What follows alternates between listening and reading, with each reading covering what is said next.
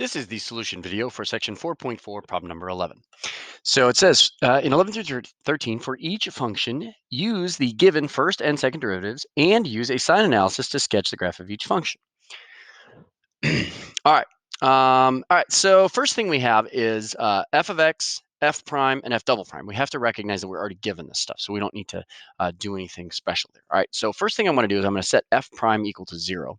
All right. So I've got 8/3 x to the negative 2/3 equal to 0 plus 4/3 x to the 1/3 equal so this whole thing equals 0. So now what I want to do is I want to factor out. So I can factor out a 4/3 x to the negative 2/3. Remember, always factor out the lower power. So that means remaining I have a 2 and then plus x to the first. Remember, because negative 2/3 plus 1 is positive 1/3. All right, so now I want to set each of these things equal to 0. So 4/3 x to the negative 2/3 equal to 0, right?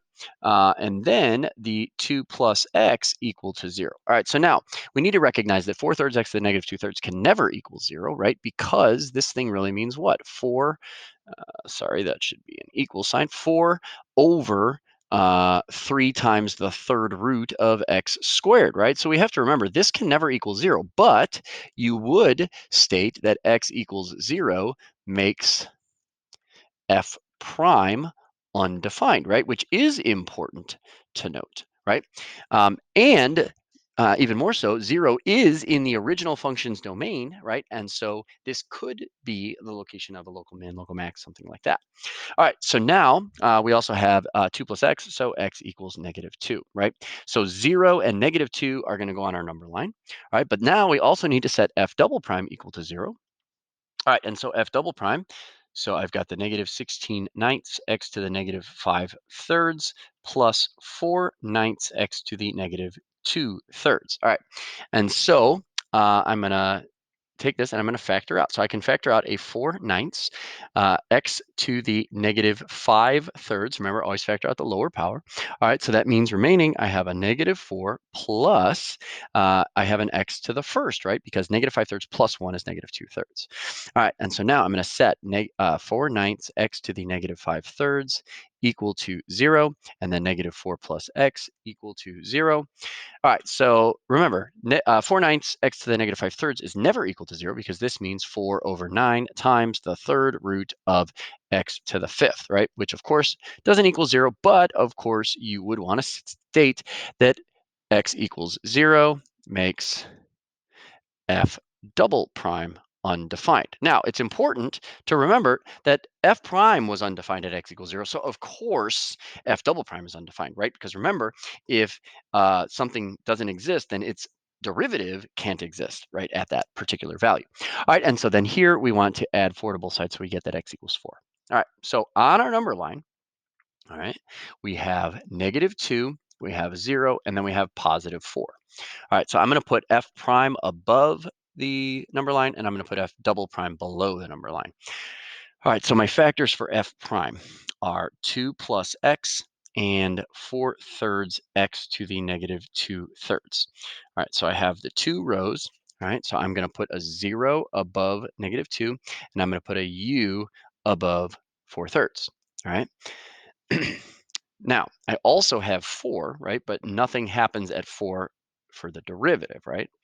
All right, so let's do the sign analysis. To the left of -2, so 2 plus like -3, that would be a negative number.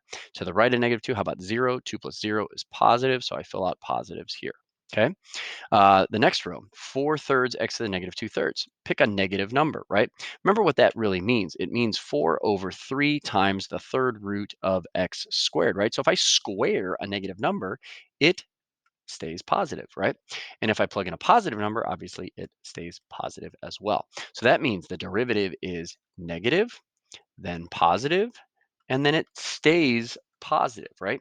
So at this point, you would be able to say the function is increasing from -2 to infinity and decreasing from -infinity to -2. Okay, you know at -2 there would be a local minimum, right? Because the derivative changes from negative to positive, but there would not be a local max because the derivative never changes from positive to negative. All right, so now let's do f double prime. All right, so f double prime, I've got the 4/9 x to the -5/3, and then I have the -4 plus x, right? So I have 2 rows down here. All right, so I'm going to put a 0 below 4, and I'm going to put a u below 0. All right, and so then I have these intervals of interest. All right, so on this row, 4/9 x to the -5/3. All right, so I'm going to plug in a negative number, right? So a negative number. Now think, remember, this really means 4/9 times the third root of x to the 5th, right? So if you raise something to the 5th power and then take the cube root of it, right, and it's negative, then your result is going to be a negative value, right? Positive is going to give you a positive value. All right, down here to the left of 4, how about 0? -4 plus 0, obviously that is negative. To the right, like 5, -4 plus 5, that is positive. So that means the second derivative is a negative times a negative, which is a positive, negative times a negative, which is a positive, negative, positive times a negative, which is negative, and then positive times positive, which is positive. So now, what do you know? You know that the second derivative is positive from -infinity to 0. So that means the function would be concave up, right? Then from 0 to 4, it would be concave down. And then to the right of 4, it would be concave up, right? Now, what about inflection points? Remember, inflection points occur when the second derivative changes signs. So you would have an inflection point at x equals 0 and at x equals 4 because the second derivative changes signs. All right, now, okay, it says use the sign analysis to sketch a graph. So now we need to take and match up the first and second derivatives in each of these intervals to determine what the graph is actually going to look like. All right, so what you know is that in this first section to the left of -2, the first derivative is negative, second derivative is positive. So negative derivative and positive second derivative means decreasing and concave up. Positive first derivative and positive second derivative means increasing and concave up, right? So these two need to meet at a local minimum, which they do, of course. We already talked about that. All right, then we have positive first derivative, negative second derivative. So that means these two things are increasing and concave down. So these two things need to meet each other at a point of inflection, obviously, because the concavity changes, but also the first and second derivative were undefined. So can these two pieces meet at an undefined value? And the answer is yes, that would be a vertical tangent. Okay. And then lastly, positive and positive, that means that we are increasing and concave up. So something like this. Okay. Can these two things meet and not have an undefined derivative, right? Or a zero derivative? And the answer is yes. And I'll show that in just a second. So now what we want to do is we want to put these pieces together, but we have to have kind of like a reference point, right? So I always choose 0. That's always an easy one. Plug 0 in. If you plug 0 in, you get that there is a point at 0, 0, right?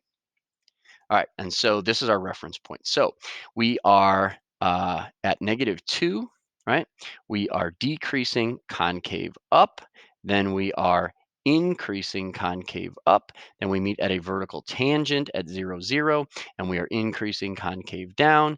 Then we are from here, this would be at +4. We are increasing and concave up. And so this would be a sketch of this graph. All right, so that is section 4.4, problem number 11.